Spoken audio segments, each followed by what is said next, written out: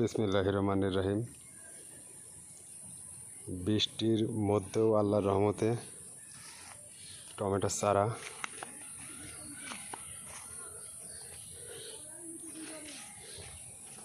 খুব সূক্ষ্ম জিনিস।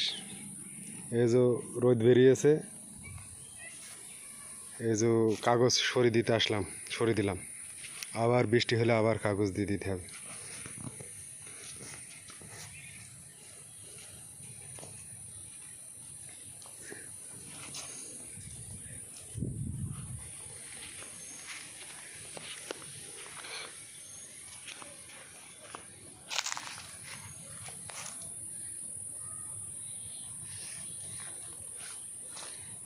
আল্লাহর রহমতে আল্লাহ হাতে করি চারাগুলো আমার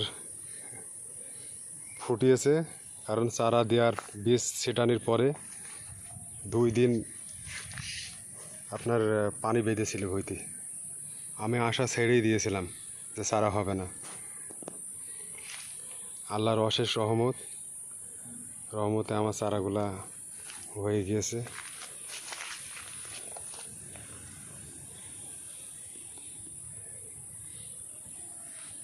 আর বীজগুলা খুবই ভালো, জামাল সিডের বীজ একটাও মাছ যায় না, প্রতিটা বীজই ফোটে। তার প্রমাণ পানি অপেক্ষা করেও আপনার চারাগুলা ফুটেছে।